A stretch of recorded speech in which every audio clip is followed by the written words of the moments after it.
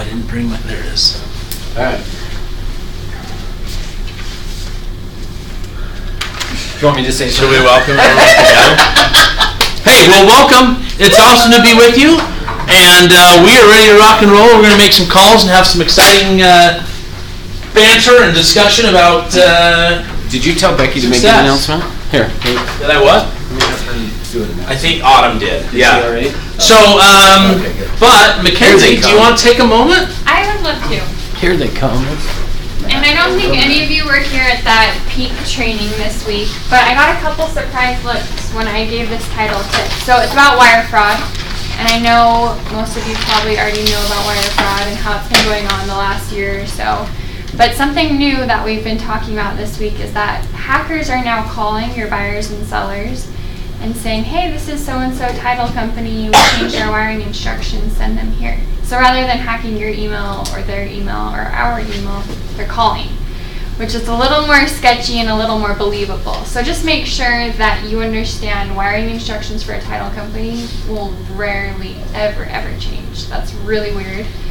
And if they did change, make sure you either Google your title company or use a known phone number. Like if you have my phone number saved, Lisa's phone number saved in your phone, you can use that to verify. So do you have any questions on that? No, pretty straightforward. Okay, Mackenzie Vanguard title. Should I drop the mic? Drop. Only I had one. Okay, I feel really weird sitting here, like this. How's everyone doing? Great. Good. Great. Good. This is great. Yeah. I like it. I wonder if this is how a school teacher feels. Don't they have a desk like at the front of the room? Sometimes. Or is that just on movies? It's obviously been a while for you. That is for sure. Okay, I'm going to ask a favor of everyone, and that is that you scoot up. That we cover this whole first area here, and we'll make this a little more intimate. Yes, I said intimate.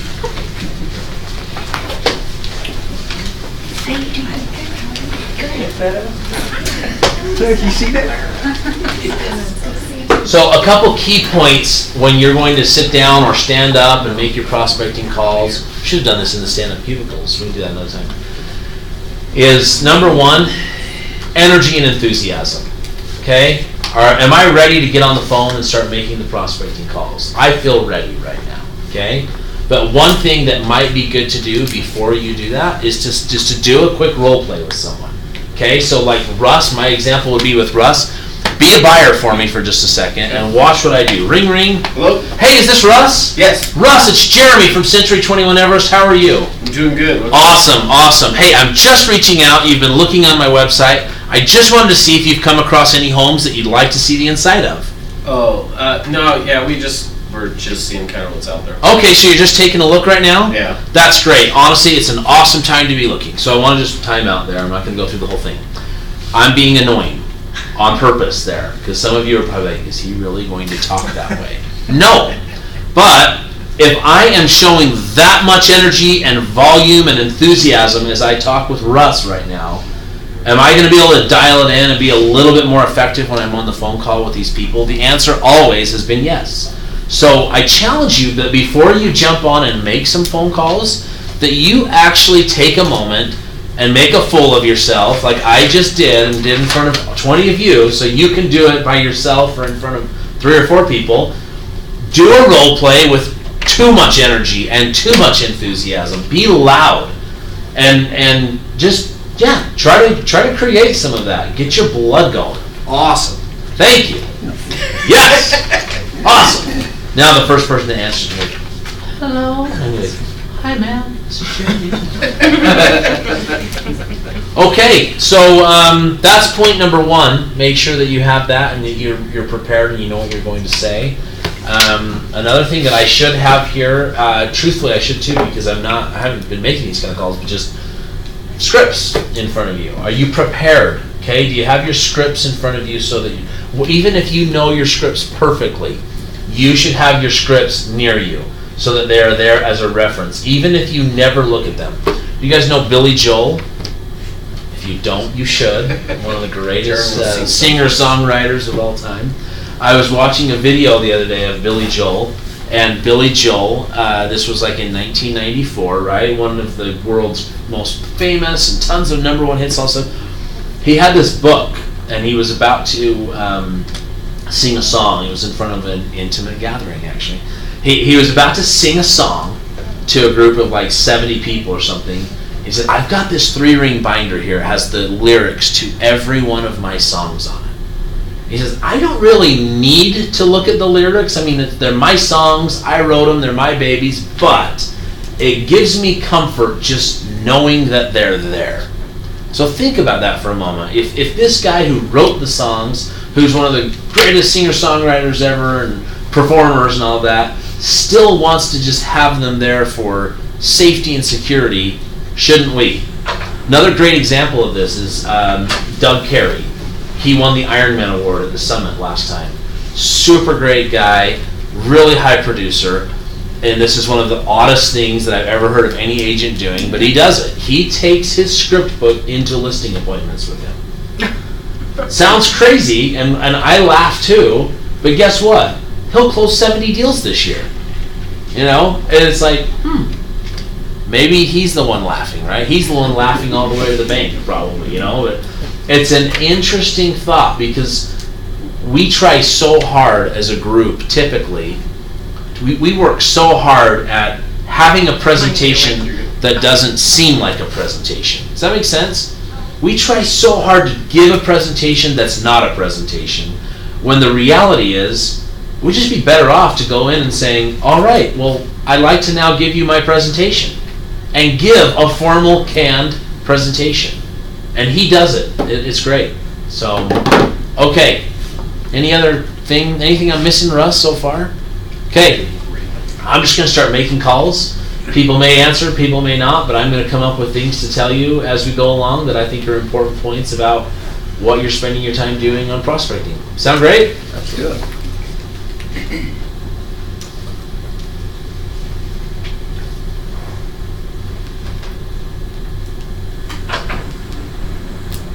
Oh, there he is.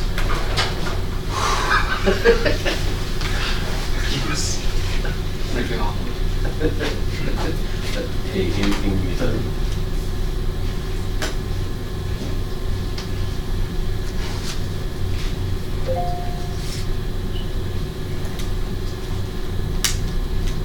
Are you texting someone or are you? How'd that response go? I'm texting someone to say, I'm going to call you. Answer and pretend. I'm so sorry. Same That was really rude, and I thought that I could do it enough that nobody would call me out. You should have known I was Fortunately, here. it was Russ. I'm like, that is a long phone number. I'm on speakerphone, so careful. I know, it's like, that's a long phone number. Hello? Hey there, this is Jeremy calling from Century 21. How are you? Oh, it's fine. Good, good. Hey, I'm just reaching out. It looks like you were on my website looking at a few properties for sale, and I just wanted to touch base to see how your home search is coming along. Yeah, no, so I'm not interested. I already have a realtor, but thank you. Oh, you've already got an agent that you're working with? Yeah. Okay, Thank phenomenal. you. Well, I'll tell you what, if you have any other questions, this is my cell phone number. What area are you looking in? I already have a realtor. Thank you. All right, well, have a great day. Okay, you too. Bye-bye. That's who you were texting to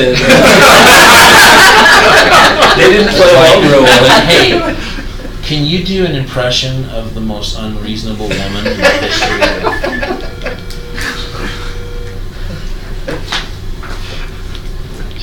Hello? Hey, is this Annie?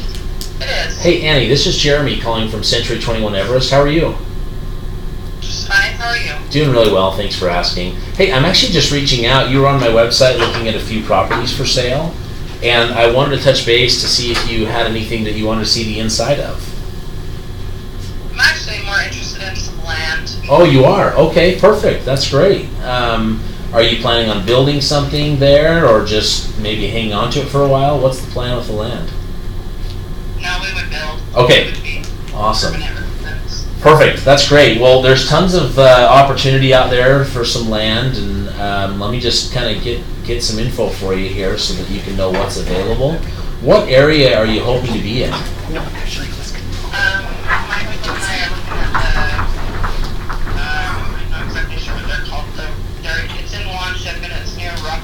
Yeah, okay. Um, the 1 acre lot up there. Yes, okay. So you guys are looking at building up there and being up near Rockport? Awesome. We're gonna actually drive over there today and just kind of see how serious we are. Okay, cool. No, that's great, and that's an incredible area. So you said that would be like your permanent residence, so you'd be there full time? Yeah, which might be hard if it's dirt road. But That's a good point. He works in Park City. So I don't know. I mean, we just have to think it through a little bit. Sure. Well, and that's what's great. It doesn't sound like you're in any rush or under duress. You guys can make a smart decision about if it makes sense for you, right? Yeah. Cool. Okay, so you're thinking about getting some of the 1 acre lots there and building, and yeah, and I can get you any of the. Go ahead. He's a general contractor, so we would be building it ourselves. We've already built 3 of our own homes, so Really awesome. it's not like, I don't know. We just want to be a little bit out of the way, I guess. Off the grid a little bit. Yeah. Well, that sounds awesome, and you've certainly picked a beautiful area. So I want to get you as much information as I can regarding some of those lots up there, and finding out, if there's any great deals. Obviously, going up there and taking a look at them will be very, very important to making the decision if it makes sense. But let me get a little bit of research done to see maybe what the best prices would be and what some of them have been selling for. That way you have some information while you're driving and taking a look. Do you have a home that you're going to be selling? Uh-huh. Okay. So you'd have a home to sell. Would you need to sell that home in order to purchase the lot? Probably not. Okay, that's good to know. And then, he'd build the house himself, and you guys would be all settled. So, timing-wise, are you thinking like if it makes sense, it's something you'd be doing sooner rather than later?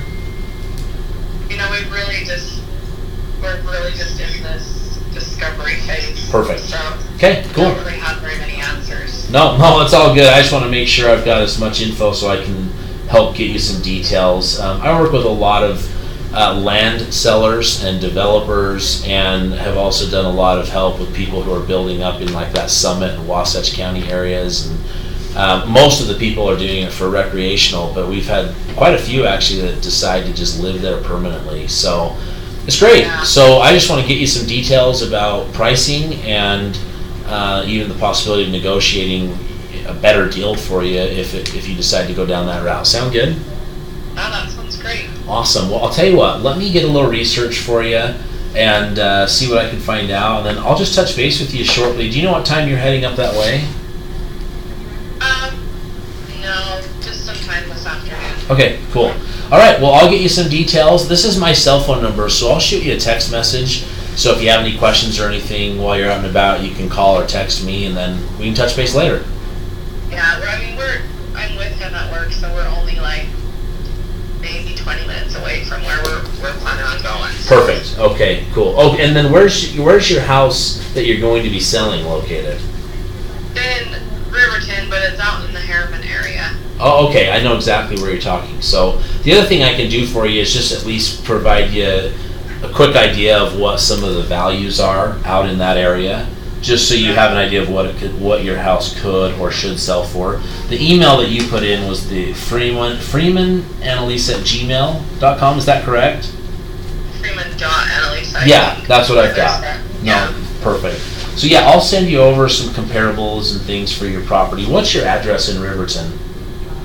5153 West Castle Peak Drive, Okay. and it's 84096. Yeah. Cool. I'll give you an idea of what the values are out there, and then give you some suggestions regarding some of the land up in near Wanship. Sound good? Yep. Okay. Hey, thanks again for your time, and I'll talk to you real soon. Sounds great. Thanks, Thank Annie. you. Take care. Bye. Bye-bye. Okay, so a couple of points there. Land is hard. Like, I'm not going to drive to Wanship to look at land with them. Okay? But I'm not saying that you shouldn't. Okay? If that makes any sense. So, there's an opportunity to get face to face with someone. There may be some benefit to that. right? And my goodness, that's a beautiful drive up to Wanship. So if that's something that you're interested in, but my point to you would be this, is that I'm not going to make that drive, and so for me it's more about, you know what, I'm going to get her some information. I'm going to try my very best right now to make her feel like I am the middleman between her and this land. So I'm going to finish my calls, and then I'm going to jump online and try to find land available in Wanship. And I want to do all that I can to just say, here's what's available, here's what you have right at your fingertips, let me know, and boom. So that they're texting and calling me, because tonight, what's going to happen when they're driving around looking for land? They may not know a lot, correct, they're going to go up there. And so what will be in front of them everywhere they go? Yard signs that say what? For sale, call Jeremy? None of them will say that, right? So I have got to make certain that they know that I'm the master of that area. Now, you might go, well, that's a lot of effort for a plot of land, because I don't know what it's going to be, but I'm guessing 100, 150 maybe. You think more? I don't know up there. Well, Wanship, yeah, maybe not. I don't know, could be, but let's say it's $150,000. That's half of what the median pricing is right now in Salt Lake. So it's not what we would consider a huge deal, okay?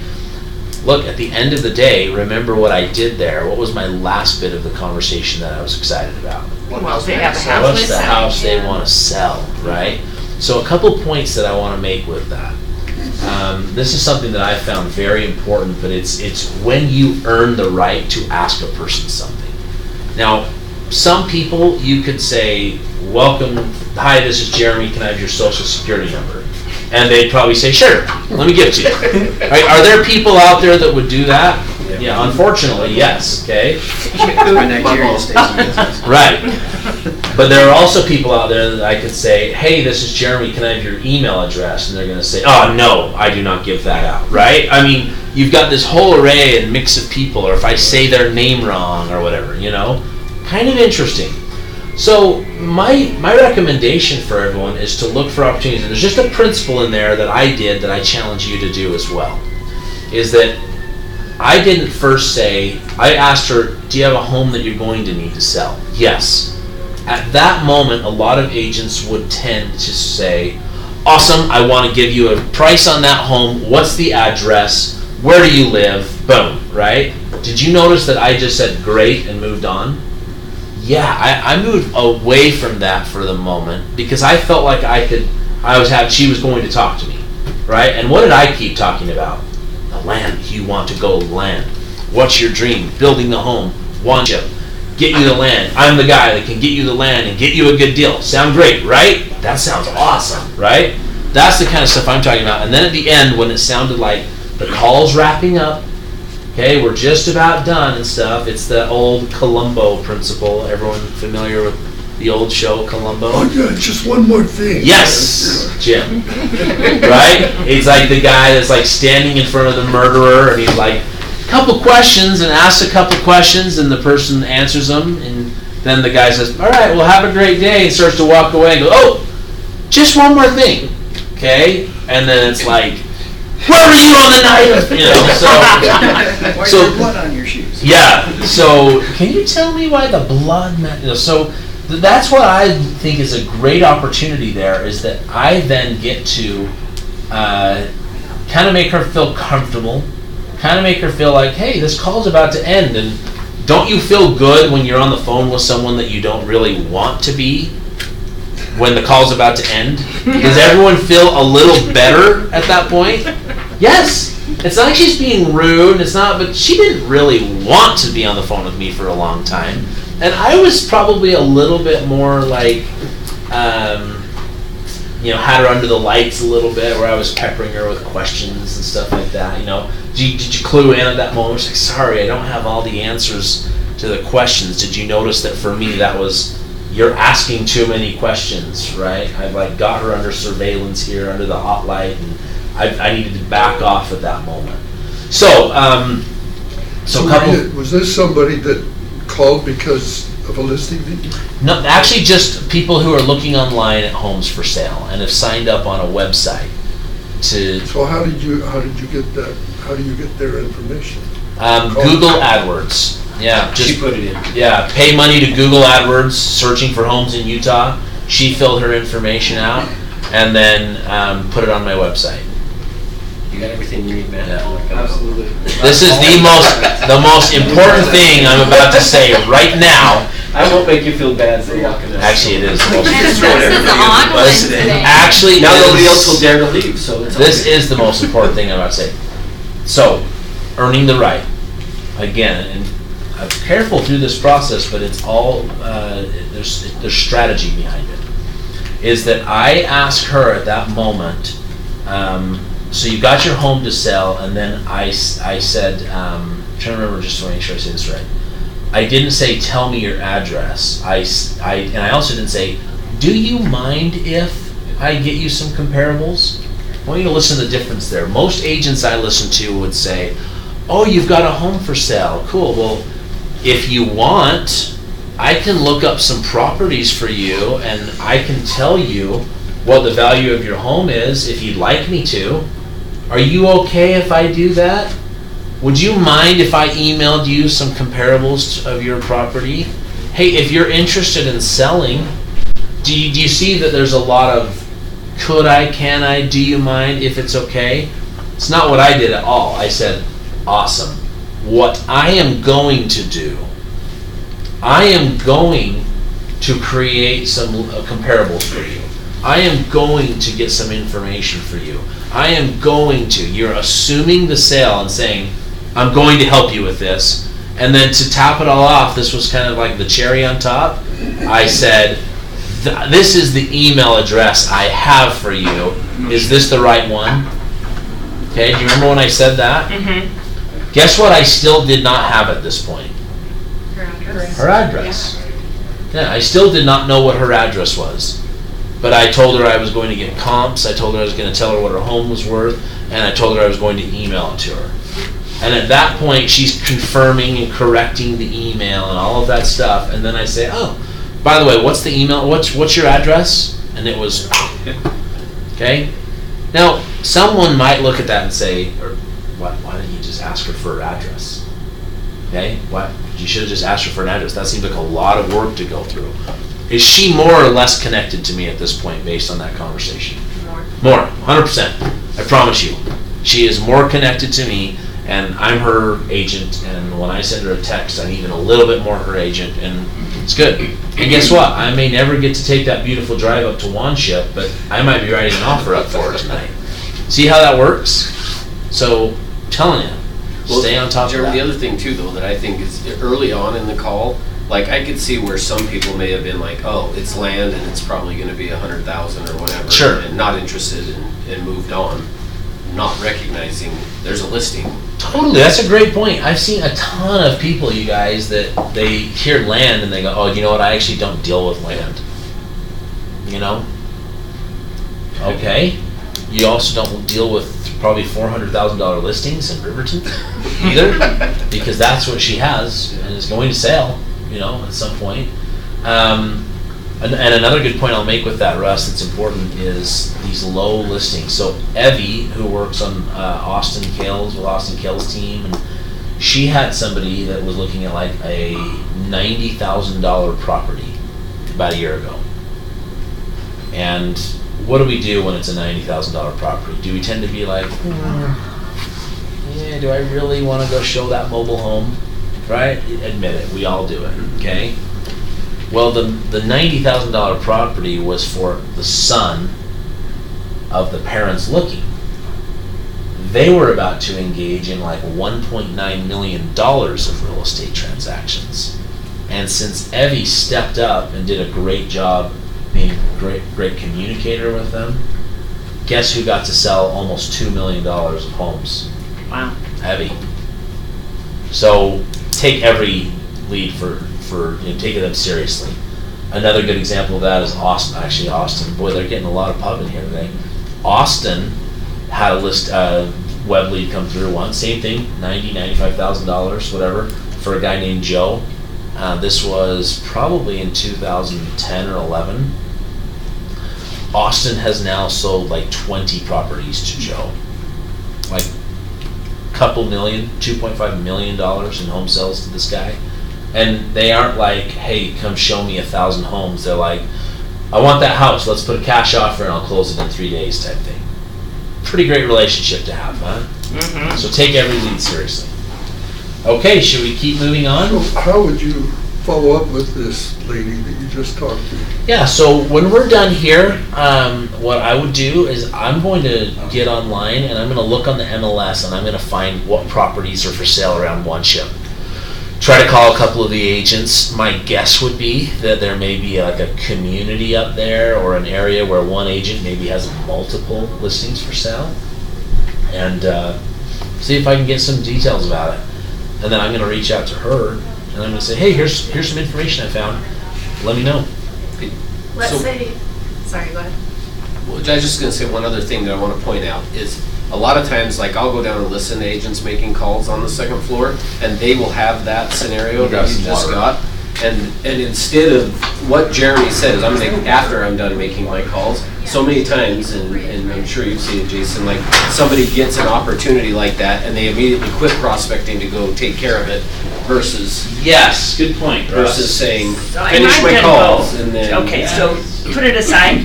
Yeah, well, like on that, it's gonna be fine, even though she was like, we're 20 minutes away, we could Uh-huh. leave right now and go out and look at those. Like, she also said, we're so early in the process Yeah. that very unlikely they're writing an offer today. So it's not like he needs to drop it this second and go take care of it. You can finish your calls and then go. Yeah, like, what's gonna happen if another agent calls her right now after I talk to her? I'm working with someone. She's probably not going to want to engage much more in that discussion, especially if I send the text. And then, yeah, she's not going until tonight, she said, right? So can I finish my hour of calls and do this? Yeah, the answer is yes. Because that's activity that I'm talking about is something that's going to turn into a long time. And then someone's going to go to lunch and you're just going to all of a sudden 3 hours later be like, oh, I only made 2 calls today. So How quickly would you be following up on that? within a few hours. Yeah. Yesterday I gave a message in the morning about following up, and a great quote. It's not mine. It's a little crass, but I love it. Is when it comes to follow up, you're looking for them to give you one of 2 fingers. You call them until they give you one of 2 fingers, either the thumbs up or maybe the middle finger, right? But you keep calling until you get one of those. We get so nervous about, are they going to be bugged? And, ooh, I can't call them because I talked to them and I could tell in their voice they were a little annoyed with me, or I was, do you know what I mean? Like, it's either a yes or a no, right? And if it's a no, great, don't worry about them anymore. But I'm telling you right now, you will call someone on the right moment, the right day, and you're going to get a golden lead. So, this one's interesting. The name is Willow. How much money if when she answers or he and I say, is this Willow? You guys seen that movie? I hope. Jeremy, The number you dialed is not a working number. Did you love Yes, they were saying, ha ha. I'm going to show that movie to my kids this week, I think. Do you have that movie? No, but I'm sure I'll find it somewhere. Isn't it? It's got to be on Netflix. What, I don't know. What movie? Willow. Willow! Oh, the movie is Will. Willow. Willow the movie! Oh, I've never It's like seen it. 20 plus years old though. Oh, no idea. I hate to break it to you, 20 years ago was 1998, Jason. 30 years ago. This movie is way older than that. This is Val Kilmer and the little person from... Hi, you've reached the Binghams. We can't come to the phone right now. If you need Dr. Bingham, please page him. Thank you. I need Dr. Bingham as quickly as possible. This is Jeremy Laguerre, and I'm selling homes. Totally kidding, it's on me. I would never do that. That would have gotten you a call back. Guys, you gotta have fun while you're prospecting, too. Oh my god. Man, Mackenzie's face was just like, are you kidding? So, Mackenzie, are you wondering now, like, why is John not here? Did I told him, do you want to get better or not? Like, Is he in the building and didn't show up here? Yeah. I did text him. No reply. So now you can go back and say, Dale, let me show you how to do this. The problem is a lot of these people that are doing these every single day get very, I don't know if lazy's the right, not lazy's not the right word, but complacent in the way the calls go. And it's actually another thing that I talked about the other day in my message yesterday was that sometimes when we have so many leads around us, we get comfortable with the fact that, oh, I'm going to pull a deal through and it's something's going to come from one of these leads. That what we forget is that every single call matters. If it's truly a numbers game, you better be your very best self on call number 1 to call number 30. Because if you're not, you might miss that chance on the one call that was going to work. So that's why it's so important that I start out and I role play a little bit. That's why it's so important that I'm asking the right questions and following the right flow and all of that. Okay.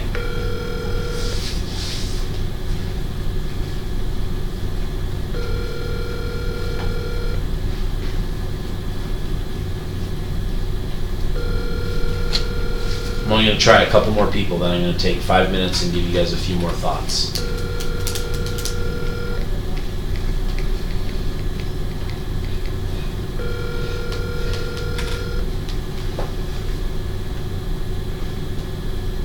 Your call has been forwarded to an automated voice messaging system. 801-885-5601 is not available. At the tone, please record your message. When you've finished recording, you may hang up or press 1 for more options. Hey, this is a message for Cassie. It's Jeremy calling from Century 21. Just reaching out to you. You were on my website looking at some properties for sale. Looks like down in like the Spanish Fork, Salem area. Hey, found a couple deals out there that look like they could be a good fit, and I was just wondering if you've got some time either today or tomorrow to go take a look at a couple properties. So anyway, let me know when you have a free minute, what your timing and schedule is, and let's try to connect. My number is 801-859-6134. Again, 801-859-6134. Thank you. Okay, so let's talk about voicemails for a second, right? I hear there's this raging debate always going on. Should you leave a voicemail? Should you not leave a voicemail? Per my call log, that was 56 seconds. So I laugh a little bit when I hear people say, oh, I'm not going to leave a voicemail because it's a waste of time. Okay? Now, I can get on board with that if someone's going to be the most diligent follow-up person in the history of follow-up and they know they're going to call Cassie back 10 times. Okay? However, what I don't think is happening as often as people say it is that when someone calls a FSBO or an expired or just listed just sold, that they actually do call them back. And so a voicemail sometimes is your one opportunity. Now, are there people knocking down the doors to get in touch with you after you've left them a voicemail? Not really. I mean, but could they? Is it possible that they call you back? Look, I'm all about exhausting every option. And when I know I'm not going to call someone back, I'm going to leave them a voicemail. Because that took me 56 seconds. And it wasn't 56 additional seconds. I was on the phone letting it dial for 30 seconds probably. It was probably 26 extra seconds of my life to do that. And if I did that 10 times in a day, that would be 5 minutes of my time. Do I really not have time to leave some voicemails? It's nonsense, if you ask me. And it may be that one opportunity. So the next point is, if I'm going to leave a voicemail, let's try to do something with some creativity and something that's going to create value. If I called Cassie and said, hey, I just want to know if you're looking to buy anything, and this is what I hear a lot. Hi, this is Jeremy with Century 21. I'm just calling to see if there's anything I can do to help you on your home search. I noticed your house was for sale. I just wanted to reach out to see if there's anything I can do to help. Okay? I commend you for making the call and leaving the voicemail, but can I just say, stop calling to see if you can do any help. Call them with some value. Like, my thought to her right there was, I see a couple of homes that could be a good fit for you. Do you have time today or tomorrow to go and take a look at that home? Okay, or, hey, I noticed you have your home for sale by owner. Phenomenal, you know, I respect that. I'm sure you're trying to get as much money as possible. Before you decide to, if you decide to list with an agent or think you might in the future, I need to sit in front of you. You and I need to spend 15 minutes together so I can explain to you what I do differently than other agents to get more money in your pocket. Do something to get them interested in calling you back. Give yourself the highest likelihood. So the next question that naturally comes typically is someone's going to say, well, what are you going to do if Cassie calls you back and says, you said you knew of a couple good deals down in Spanish Fork. What are they? Let's go see them. Well, does that put me a bet on the hot seat? Now let me ask you this. Do you think there's a couple good deals down in Spanish Fork, Salem area? Yeah. I think so, right? But do I know what they are right off the top of my head? I don't know. Maybe I do, maybe I don't. She had some listings there. They looked like they could have been a good fit for her, so I felt okay about that statement. But what I generally would do at that moment, even if I'm sitting in front of my computer, I will move away from my computer and I will say something like this. Hey, thanks so much for calling back. You know what? I've stepped away from my computer for a moment, but I'll get those details to you. But hey, what time works for you? Are you free tonight or tomorrow? Like, when could you go see a couple of homes? Oh, and by the way, do you have any homes that specifically you want to see? Great. And they might start telling you a couple homes. You might say, oh, that was one of the ones I was thinking. You know, I mean, I'm not saying I do that. I'm not saying I don't, but I'm just saying. Be creative. Get creative out there, right? You know, and we talk a lot about this idea of manipulation, right? I'm not manipulating anyone. I want to help these people. I want to help figure it out. I need to get an appointment with them. Okay? And I think it's a heck of a lot more manipulative for someone to say, I think I have some buyers for your property and I'd like to come by, or I'd like to do a survey with you if I could. I'm surveying the local for sale by owners. Look, at the end of the day, there are homes there are deals there. You can go show her homes or him homes, set the appointment and get the job done. But get creative in the way you're approaching your prospecting. It is no longer good enough to just simply make the call, how can I help you? Let me know if I can help you. Paul at Hotel Loa was in the room with me on one of the most epic moments of my real estate career. That's the best. Okay? We sat in the room, we were making phone calls. This was probably a decade ago. And this woman says to me, she hangs up the phone, she made the call, and she says, yeah, that's just, I started making some suggestions on what she could have done better on her call. And she started making some suggestions back to me where I was wrong. It wasn't 10 years ago, it was maybe 7 years ago, let's say 7. So I said, okay, well, I went through a couple thoughts about how she could have approached it. Her call went like this. Hi, I noticed you were looking at homes in Lehigh. Phenomenal. And the guy on the other end is like, yeah, we are. We are looking at homes. Great. And she's like, well, I just wanted to call and pass along my contact info if you need any help. Call me. I mean, that was like the equivalent of this call. And Paul and I are like mouths down to the floor because this guy sounds like golden. And anyway, she hangs up and she's like, did it, guys. And I was like, okay, well, hey, let's talk about that call for a moment. And I started making some suggestions that, hey, this was a golden opportunity. And this is the type of person that you should be talking to and saying, let's meet, let's get a buyer broker signed, have you talk to a lender, let's get the lender on the phone. And she was defiant that I was wrong and that's too pushy and that's not how it worked. So it had been about a 5 to 7 minute discussion at that point about what was going on. I said, I'll tell you what, let's call her back. Let's call him back. It was a guy. Let's call him back right now. I made the call, and within 5 minutes, I knew what he was looking for, where he wanted to look. We had an appointment set with him. He committed to sign a buyer broker, and he's okay with us having the lender call him. That's pretty good, right? And Paul, I think he closed. Did he end up closing? Yeah, I closed two transactions with him. That's right. Yeah. my referral fee, I can't remember. I'm just kidding. So, can you guys see though that like, you can't just say I want to help you. Like, help them, push them forward, help them by assuming the sale that they're working with you, help them by creating value for these phone calls, and take every call so seriously. So just a couple of final thoughts, all right, is know your objective before you get on the phone. What's the destination? What's the objective? What are you trying to achieve when you get on that call? What is it? Appointment. Set an appointment. Set an appointment. Set an appointment. You want to set an appointment with this person. Okay? Other objectives, if you're calling buyers, what else do you want to know from them? Needs and wants. You want to understand where they're looking. This is sellers too. Motivation. What is your motivation? Why are you selling? Why are you buying? Where are you moving? Why do you want to do that? Right? I know from that first lady, Annie, she wants to get off the grid a little bit. Right? They want to just go have an acre of land in one ship and be away. Okay, great. What else do we want to know? If you're working with a buyer specifically, what stuff do you want to know about a buyer? Do they have a home they want to sell? Love it. Timeline, great. Motivation, timeline. Will they sign a buyer-broker agreement? Okay, you should ask them if they'll sign an agreement with you, because that's going to answer a lot of questions.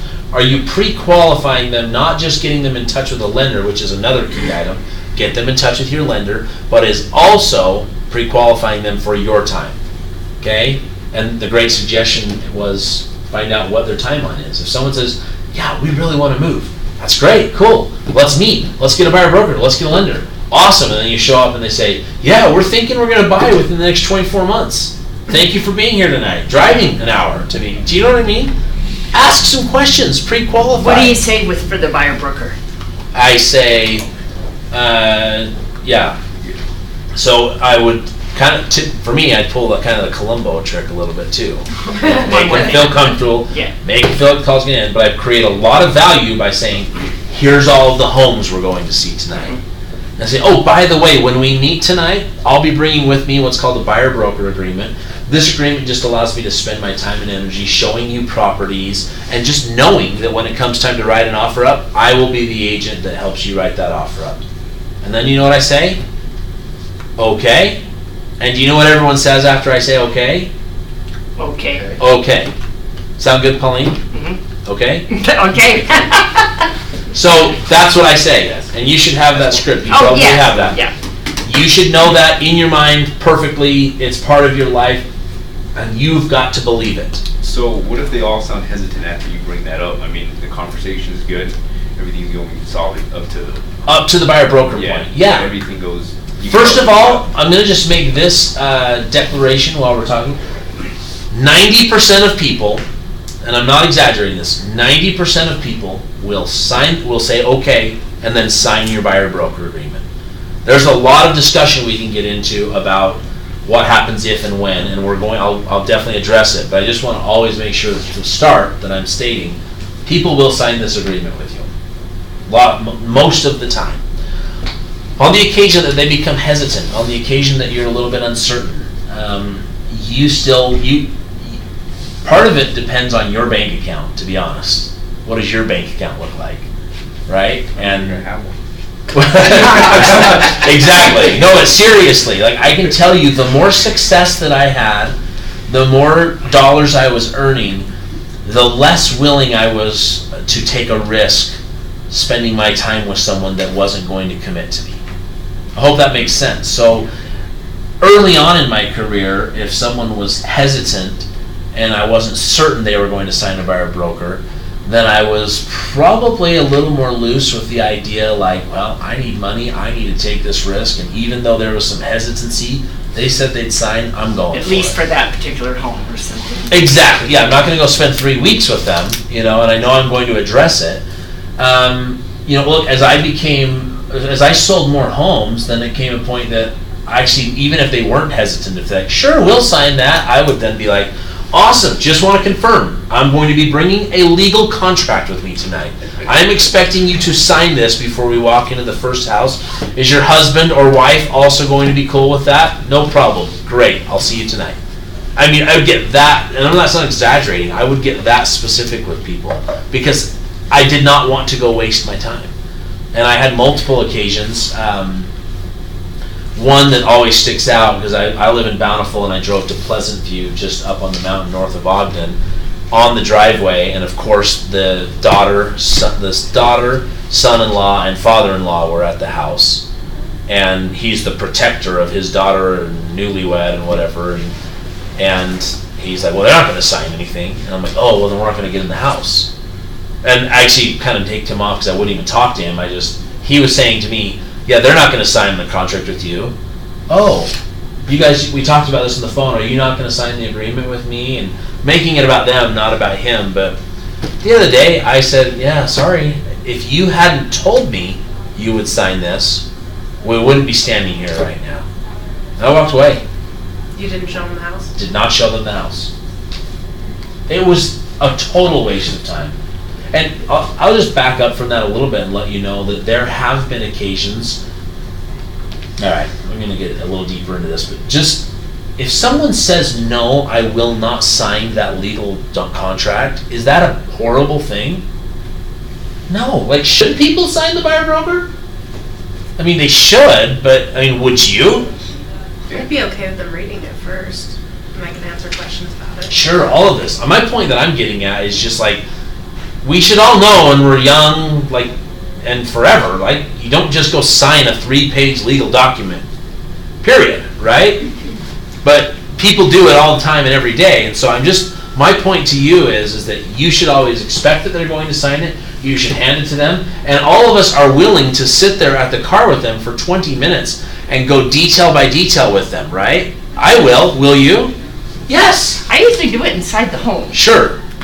You're nicer than me. Well, there's no place that, on the car or something. There's a lot of places on the car. There's also places on the back. I sign buyer brokers on the backs of people and on the front of my car and stuff. So just so you know. Okay. My point is that it depends on the leverage. You just got to be like thinking about it. If you have one home to show them and you let them in the home and say, sign this form, and they decided when they walked in the house that they didn't want to buy that house, are they going to sign that form with you? No chance. Okay. If you're sitting out in the driveway and say, yeah, I would like you to sign this form, and they're like, I don't want to go in the house though. Like, well, let's just work this out real quick. All of it sounds like aggressive.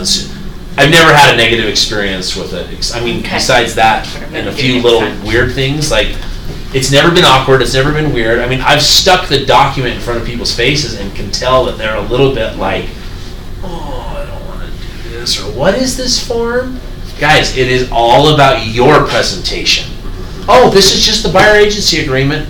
This allows me to spend my time and energy showing you homes, getting into this home right here, just knowing that I can be the agent. And then, so I'll try to cruise through this.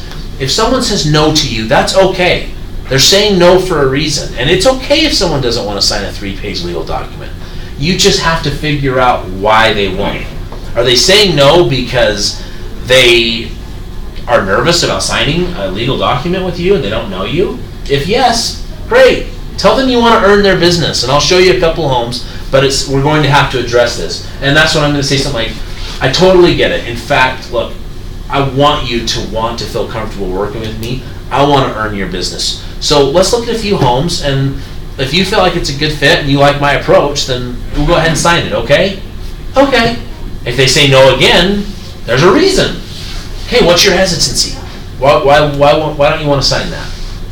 Because you're going to get to the bottom of something, and at the end of the day, the bottom of that something is, well, it's because I already have an agent, or my mom's an agent, or I'm an agent, or whatever. I just wanted to take advantage of you and your time. Mm-hmm. Okay? You know, people believe that your job is to show them home, even though it might not make you any money. I mean, I've had people argue me and say, you're the worst. It's your job to show me homes. But it's not. I don't even after I've been very clear, I do not represent the seller. Okay? So just be aware that people will hose you upside one way, another way, and I'm telling you, and I'm going to be very family members, friends, neighbors, church people, all right? Whatever that means to you. People will take advantage of you and your time, get the buyer broker signed so that you're not put in a mess. Feel good about that? This doesn't feel like a great way to end, to be honest. The point is this, your time is very valuable. And whether your time is spent calling new prospects, whether your time is spent out creating more opportunities for yourself, or whether your time is spent being with your loved ones or engaging in a hobby or something, your time is super valuable. And you cannot spend it wasting it on someone that's just wasting your time. So get committed to getting the buyer broker signed immediately from people. And I'm telling you, it will create so much freedom to you. Because have you ever been out looking at homes with people and you have the pressure of, oh my gosh, they could still hose me on this. They could still go with another agent because I don't have a contract with them. Don't live your life that way. Get it signed or just let them go if they're not going to sign it with you. There's a reason they won't. Get to the bottom of it, and most people are reasonable to where you'll be able to say, can I earn your business? And that's what I'll often tell people. I'll say, well, here's the reason this form's important to me. I've been doing this a long time, and I've had lots of opportunities where I've been burned. So I just need to know from you that I have a realistic chance of earning your business. And if you tell me yes, I'll show you these homes, knowing that if we like working with each other, that you'll sign a buyer agency agreement. If you don't feel like there's any reasonable chance that you'll sign this, then I think that we part ways as friends. Because I need to earn your business. I need to know I can earn your business. I had an engineer friend, not friend. I had an engineer client once. You guys know engineers are so analytical. I mean, literally, the engineers I've sold homes to have read the closing documents. Every one of them. This guy, I could not get him to sign the buyer broker ever with me until closing. But I was having, seriously, yeah. But I knew he was committed. He was like, I'm committed to you. I'm not, and I believed him, so I worked with him through that process. But every 2 or 3 times we talked or we're out looking at homes, I was talking to him about, you're committed to me. This is our buyer broker, you know. And anyway, guys, you're amazing. I hope some of this stuff is helpful. I hope it's fun too. I mean, your prospecting time, it's what you should be doing. It should be every day. You should be spending your time doing this. Have some fun with it. Have some energy and enthusiasm. And I'm telling you, like, we've been here for an hour. That went by fast, right? We didn't make as many calls or whatever, but we had 2 or 3 contacts. You know, it's all good, and a potential deal here. So, okay, have a great day. It's great being with you. Thank you. Oh, yes. Oh, and thanks for not clapping. That makes me really uncomfortable when people clap at the end of a presentation. Good job.